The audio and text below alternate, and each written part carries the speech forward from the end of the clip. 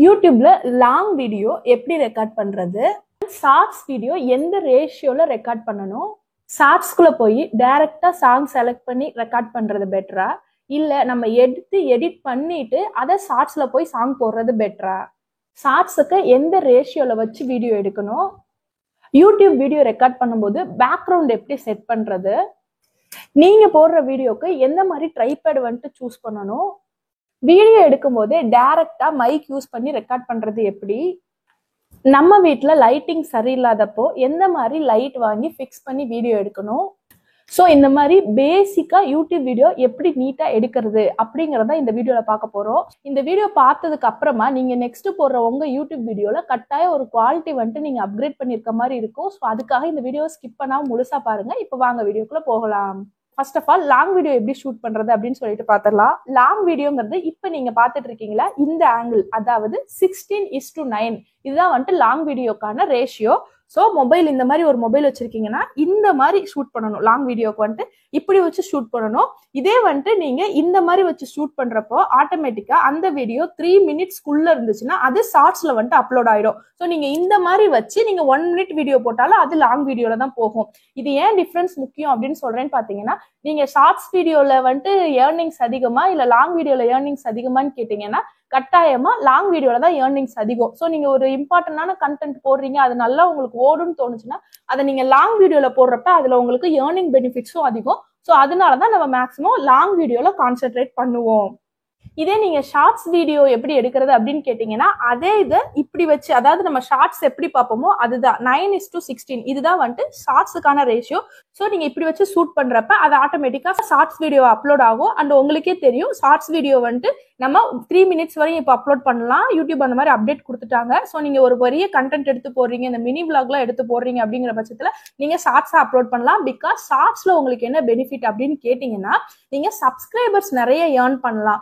நீங்க ஒரு ஸ்டார்டிங் ஸ்டேஜ்ல இருக்கிறப்ப நீங்க ஒரு லாங் வீடியோவை அப்லோட் பண்ணீங்க அப்படின்னா அதுக்கு ஒரு 1K ரீச் பண்றது பிகினிங் ஸ்டேஜ்ல ரொம்ப கஷ்டம். பட் இதே நீங்க ஷார்ட்ஸ் போட்டீங்கன்னா உங்கள யூடியூப் வந்துட்டு அந்த கண்டென்ட் நல்லா இருக்குன்னு ரெக்கமெண்ட் பண்ணுச்சுன்னா ஈஸியாவே நீங்க ஸ்டார்டிங்லேயே 1K வந்துட்டு ரீச் பண்ணலாம். நான் ஒரு எக்ஸாம்பிளுக்கு சொல்றேன். அதனால நீங்க சப்ஸ்கிரைபர் ஏர்ன் பண்ணணும், நீங்க இப்பதான் யூடியூப்ல ஸ்டார்டிங் ரேஞ்சில் வரீங்க, உங்க ஃபேஸை கொஞ்சம் ரெகனைஸ் பண்ணிக்கணும்னு நினைக்கிறீங்க அப்படின்னா நீங்க கட்டாயம் ஷார்ட்ஸ் யூஸ் பண்ணலாம். ஷார்ட்ஸ் நீங்க நிறைய போட போட உங்களுக்கு ஒரு ஷார்ட்ஸ் கிளிக் ஆனாலுமே அதுல இருந்து சப்ஸ்கிரைபரும் நிறைய கிடைப்பாங்க. அது மூலியமா நீங்க உங்க சேனலை டெவலப் பண்ணிக்கலாம். ஸோ பிகினிங் ஸ்டேஜ்ல இருக்கவங்க எந்த வீடியோ அதிகமா போடணும் அப்படின்னு கேட்டீங்கன்னா கம்பல்சரி நான் வந்துட்டு ஷார்ட்ஸ் தான் ரெக்கமெண்ட் பண்ணுவேன்.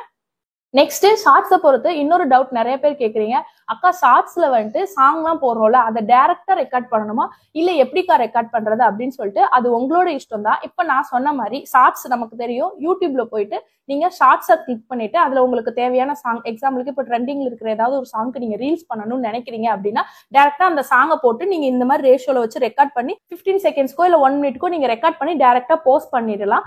அது வந்துட்டு நீங்க ஒரு வேலையா முடிஞ்சிடும். நீங்க டக்குன்னு ஒரு சுச்சுவேஷன் பாக்குறீங்க, அதுல எந்த ஒரு லேப்புமே உங்களுக்கு இல்ல, டக்குன்னு எடுத்துருவீங்கன்னா அந்த மாதிரி நீங்க ட்ரை பண்ணலாம்.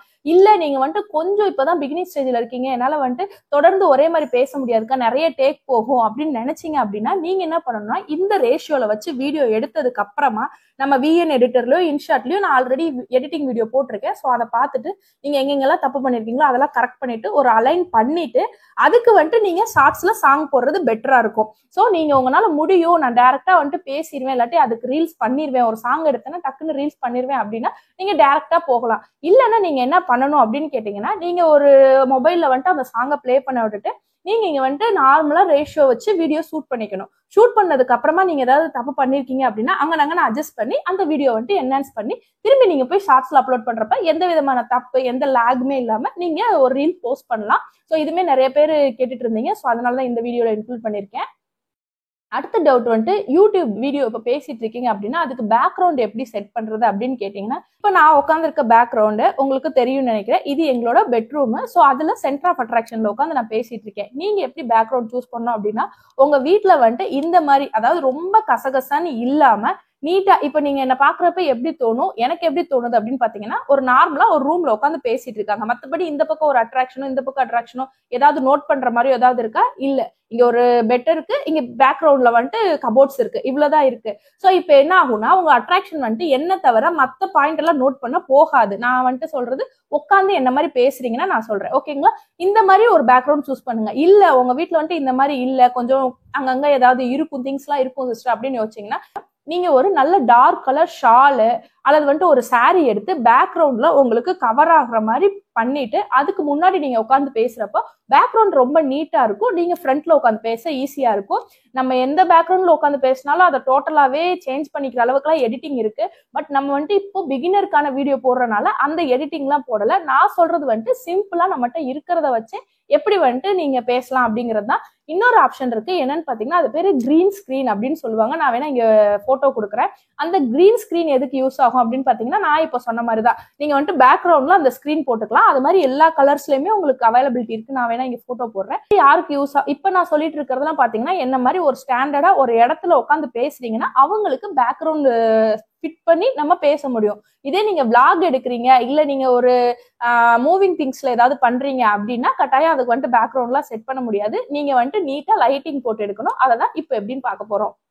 இப்போ நான் சொன்ன மாதிரி நம்ம ஒரு இடத்துல உட்காந்து பேசுறோம்னா நம்ம வந்துட்டு பேக்ரவுண்ட் வந்துட்டு நீட்டா ஃபிக்ஸ் பண்ணிட்டு உட்காந்து வீடியோ எடுத்துட்டு எடிட் பண்ணிட்டு போயிடலாம். பட் இதே நீங்க வந்துட்டு மூவபிள் ஆப்ஜெக்ட்ல இருக்கீங்க, என்னோட வீடியோ வந்துட்டு கொஞ்சம் சின்னதா இருக்கும், இல்லாட்டி என்னோட வீட்டுல லைட்டிங் பத்தல, என்னோட வீடியோ எப்படி என்ஹான்ஸ் பண்றது அப்படின்னு கேட்டீங்கன்னா கட்டாயம் என்ஹான்ஸ் பண்ணி தான் நீங்க வீடியோ போடணும். நீங்க வந்துட்டு ஒரு கண்டென்ட் நல்ல கண்டென்ட்டே காமிக்கிறீங்க, பட் அதுக்கு வந்துட்டு பின்னாடி இருட்டா இருக்கு, உங்களோட கேமரா குவாலிட்டி கம்மியா இருக்குன்ற பட்சத்துல அது நல்லாவே இருந்தாலும் அந்த கண்டென்ட் ரீச் ஆக கொஞ்சம் கஷ்டமா இருக்கும். ஒரு பெரிய பெரிய யூடியூபர்ஸ் எல்லாம் நல்லா யோசனை பண்ணி பாருங்களேன். அவங்களோட வீடியோல எங்கேயாவது டார்க் வந்து பார்த்திருப்பீங்களா? எல்லா இடத்துலயுமே லைட்டிங் இருக்கும், எல்லாமே பளிச்சுன்னு தெரியும். அவங்க ஒண்ணு காமிக்கிறாங்கன்னா அது பளிச்சுன்னு தெரியும். அது என்னன்னா வீடியோவோட குவாலிட்டியை இம்ப்ரூவ் பண்ணிக்கிறது. இந்த மாதிரி இம்ப்ரூவ் பண்றப்ப நமக்கு பார்க்கவே ஒரு இன்ட்ரெஸ்ட் இருக்கும். இதே அவங்க நடந்து போறப்போ ஒரு டார்க் ஆயிருது இல்ல அவங்க பேசுறது சரியா கேட்கல அப்படிங்கிற மாதிரி அந்த குவாலிட்டி எல்லாம் கம்மி பண்றப்போ ஒரு இன்ட்ரெஸ்டான கண்டென்ட்டும் பேக் அடிக்க வாய்ப்பு இருக்கு. ஸோ நீங்க ஸ்டார்டிங்ல இருந்தே நீங்க ஒரு விஷயம் காமிக்கிறீங்க அப்படின்னா அது நீட்டா தெரியுதா? இப்ப நம்ம ஒரு வீடியோவை பார்த்தோம்னா அந்த வீடியோ இன்ட்ரெஸ்டா பார்ப்போமா? அந்த லெவலுக்கு உங்க வீடியோவை பில்டப் பண்ணி கொண்டு வரணும். அப்பதான் வந்துட்டு கரெக்டா இருக்கும். இப்போ இந்த மாதிரி எங்க வீட்டுல லைட்டிங் பத்தல அப்படிங்கிறவங்களுக்காக தான் இந்த மாதிரி லைட்ஸ் எல்லாமே யூஸ் பண்றாங்க. இது பேர் ரிங் லைட் அப்படின்னு சொல்லுவாங்க. இது என்ன பண்ணுன்னா இந்த மாதிரி கேபிள் கொடுத்துருவாங்க. நீங்க இதை ட்ரைபேட்ல இங்கே செட் பண்ணிக்கணும். ட்ரைபேடுங்கிறது எதுன்னு பாத்தீங்கன்னா இந்த மாதிரி நிறைய ட்ரைபேட் கிடைக்கும். இதுல வந்துட்டு நீங்க செட் பண்ணிக்கணும். செட் பண்ணிட்டு நீங்க இதை வந்துட்டு ஸ்விட்ச் ஆன் பண்ணிட்டீங்க அப்படின்னா உங்க ஃபேஸ்க்கு முன்னாடியோ இல்ல நீங்க எந்த ஆப்ஜெக்ட் இப்போ நீங்க குக்கிங் பண்றீங்க அப்படின்னா குக்கிங்க்கு முன்னாடியே வைக்கும் போது உங்க வீட்லயே வெளிச்சம் இல்லாட்டி இது ஒரு வெளிச்சம் கொடுக்கும். அப்போ அந்த திங்ஸ் வந்துட்டு கொஞ்சம் என்ஹான்ஸா தெரியும். ஸோ இந்த மாதிரி உங்க வீடியோவை இம்ப்ரூவ் பண்ணிக்கணும். இந்த திங்ஸ் எல்லாம் எங்க சிஸ்டர் வாங்குறது, எவ்வளவு ரேட் ஆகும் அப்படின்னு கேட்டீங்கன்னா இந்த வீடியோல ரொம்ப பேச விரும்பல. பிகாஸ் இதுக்கு யூடியூப் நெசசரி திங்ஸ் அப்படின்னு சொல்லிட்டு இந்த வீடியோல நான் போஸ்ட் பண்ணிருக்கேன். நான் என்னென்னலாம் வச்சிருக்கேன், இது எவ்வளவு ரேட்ல வாங்கலாம் அப்படின்னு சொல்லி லிங்க் கொண்டு இந்த வீடியோல போஸ்ட் பண்ணிட்டேன். ஸோ நீங்க வாங்கணும்னு நினைக்கிறீங்கன்னா இந்த வீடியோ பார்த்து அந்த லிங்க் மூலியமா வாங்கிக்கோங்க. அது என்னென்ன யூஸ்ங்கிறது முதற்கொண்டு அந்த வீடியோல ஷேர் பண்ணிருக்கேன். ஸோ இப்போ லைட்டிங் எப்படி செட் பண்றதுன்னு பாத்துருவோம். இப்போ இந்த ட்ரைபேடை பாத்துருவோம். ட்ரைபேட யூசேஜ் என்ன அப்படின்னு கேட்டீங்கன்னா இப்போ யாராவது நம்மள வீடியோ எடுக்கணும்னு தேடிட்டே இருப்போம் பாத்தீங்களா, அந்த வேலைக்குன்னா ட்ரைபேட் வச்சிருக்கோம். ஸோ அதை ஒரு இடத்துல நிப்பாட்டிட்டோம் அப்படின்னா நம்ம வந்துட்டு அதை பார்த்து பேசிக்கலாம். அது ஒரு ஆள் மாதிரி நம்ம கூட கேமராவை பிடிச்சி நிற்கும். இதுதான் பேசிக்கா ட்ரைபேடுங்கிறது. ஸோ ட்ரைபேடு பொறுத்த அளவுக்கு நீங்க எந்த மாதிரி வீடியோ எடுக்கிறீங்களோ அதுக்கேற்ற மாதிரி தான் நீங்க ட்ரைபேட் வாங்கணும். ஸோ இப்போ நீங்க வந்துட்டு ஒரு vlog எடுக்கிறீங்க இல்ல ஒரு குக்கிங் வீடியோ எடுக்கிறீங்க அப்படிங்கிற பட்சத்துல இந்த ட்ரைபேட் உங்களுக்கு கரெக்டா இருக்கும். இது வந்துட்டு பாத்தீங்கன்னா கிட்டத்தட்ட 7 feet உங்களுக்கு தெரியுதா? இந்த மாதிரி நம்ம வந்துட்டு இதை பெருசு பண்ணிக்கலாம்.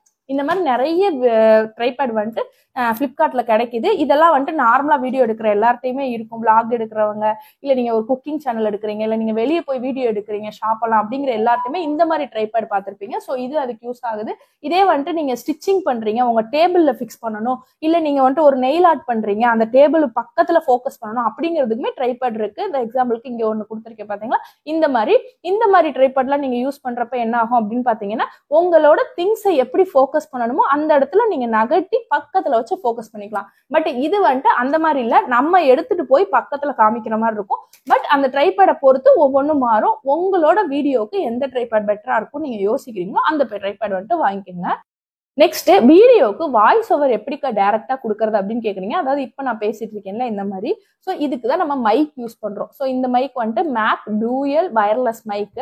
இது வந்துட்டு நான் பிளிப்கார்ட்ல இருந்து ஆர்டர் பண்ணி வாங்கினேன். இதோட ரேட் நியர்பை 1000 வந்தது. இதுல வந்துட்டு 2 மைக் இருக்கும். அதாவது நீங்க ஒரு மைக் மாட்டிக்கலாம், பக்கத்துல இருக்கவங்க ஒரு மைக் மாட்டிக்கலாம். இதே நீங்க வந்துட்டு சிங்கிள் மைக் வேணாலும் வாங்கிக்கலாம். இந்த மாதிரி மைக்ஸ் வாங்குறப்போ இதுல ஒரு கேபிள் கொடுத்துருப்பாங்க, அந்த கனெக்டரை செல்லுல மாட்டிட்டு இந்த மாதிரி மைக்கை நீங்க உங்க வாய்ஸ் எங்க நல்லா கேட்குமோ அந்த இடத்துல இந்த மாதிரி கிளிப் பண்ணிக்கலாம். அண்ட் கிளிப் பண்ணிட்டு ஓப்பன் கேமரா அப்படிங்கிற ஒரு அப்ளிகேஷன் இருக்கு. நான் இந்த அப்ளிகேஷனோட இதுக்கு பிக்சர் கொடுத்துருக்கேன் பாருங்க. இந்த அப்ளிகேஷனை டவுன்லோட் பண்ணி இதுல கனெக்ட் பண்ணி நீங்க வீடியோ எடுக்கணும். இதுவும் ஆல்ரெடி நம்ம வீடியோவை போட்டுட்டோம். ஸோ அது வேணா நான் உங்களுக்கு இங்க லிங்க் கொடுக்குறேன், அதுல போய் பாத்துக்கோங்க வாய்ஸ் ஓவர் எப்படி டைரக்டா கொடுக்கறது அப்படின்னு சொல்லிட்டு. ஸோ அந்த மாதிரி டைரக்டா நீங்க உட்காந்து ரெக்கார்ட் பண்றீங்கன்னா இந்த மாதிரி ரெக்கார்ட் பண்ணலாம். ஸோ நீங்க ஒரு பிகினரா இருக்கிறப்ப என்னால ரொம்ப எல்லாம் இந்த மாதிரி அமௌண்ட் செலவு பண்ண முடியாது, இன்னும் நான் மானிட்டைஸ் பண்ணல அப்படிங்கிற பட்சத்துல நீங்க வயர் மைக் வந்து ஒரு 180-200 ருபீஸ்ல இருந்தே கிடைக்குது. அதை வந்துட்டு ஸ்டார்டிங்ல யூஸ் பண்ணலாம். இல்ல இதுல நான் வந்துட்டு டூயல் மைக் வாங்குறதுனாலதான் வந்துட்டு எனக்கு கிட்டத்தட்ட 950 சம்திங் வந்தது இந்த மைக். பட் நீங்க இதுல சிங்கிள் மைக் வாங்குறீங்க, நீங்க மட்டும் தான் மேக்ஸிமம் மைக் யூஸ் பண்ணுவீங்க அப்படிங்கிற பட்சத்துல ஒரு 500 போட்டீங்கன்னா இந்த மாதிரி வயர்லெஸ் மைக் வாங்கிடலாம். வயர்லெஸ் மைக் என்னன்னா அந்த வயர் இப்படி வர்றப்போ தெரியும், நம்ம மேல வச்சிருக்கிறது தெரியற மாதிரி வரும். அப்ப கொஞ்சம் ஒரு மாதிரி இருக்குமேங்கிறதுக்காக நீங்க வயர்லெஸ் மைக் வாங்கிக்கலாம். ஸோ நீங்க கேட்டிருந்தது வந்துட்டு நீங்க எப்படிக்கா டைரக்டா வாய்ஸ் ரெக்கார்ட் பண்றீங்க அப்படின்னு கேட்டிருந்தீங்க. ஸோ இந்த மாதிரி ஓப்பன் கேமரா அப்படிங்கிற ஆப்பை டவுன்லோட் பண்ணிட்டு நீங்க டைரக்டா எல்லா கேமரா மாதிரியும் அதை யூஸ் பண்ணி நீங்க வாய்ஸ் ஓவர் கொடுத்துக்கலாம். ஸோ ஒரு பேசிக்கா உங்களுக்கு எந்த திங்ஸ்லாம் வேணும், அதை எப்படிலாம் யூஸ் பண்ணணும் அப்படிங்கிறத நான் இந்த வீடியோல எக்ஸ்பிளைன் பண்ணிட்டேன்.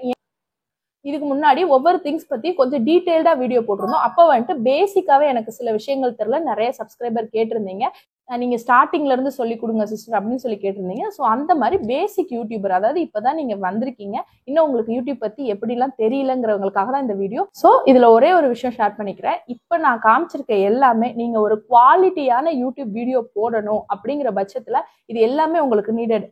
இதுல ஒரு முக்கியமான விஷயம் சொல்லிக்கிறேன். இப்ப நான் காமிச்ச 4 திங்ஸ்மே கட்டாயம் நீங்க ஒரு நல்ல கண்டென்ட்டை குவாலிட்டியோட போஸ்ட் பண்ணணும்னு நினைக்கிறீங்கன்னா நீங்க ஒரு யூடியூபர் ஆகிருந்து இந்த 4 திங்ஸ் கட்டாயம் வச்சுக்கணும். ஒரு நல்ல ஆண்ட்ராய்டு மொபைல், நல்ல மைக்கு, ஒரு ட்ரைபேடு அண்ட் லைட், இது இருந்துச்சுன்னா உங்களோட கண்டென்ட்டை நீங்க எங்க வேணாலும் குவாலிட்டியா எடுக்க முடியும். ஸோ இதை வந்துட்டு ட்ரை பண்ணி அடுத்த வீடியோ வந்துட்டு நீட்டா போஸ்ட் பண்ணுங்க. அது எந்த அளவுக்கு ரீச் இருந்துச்சுன்னு கமெண்ட் பண்ணுங்க.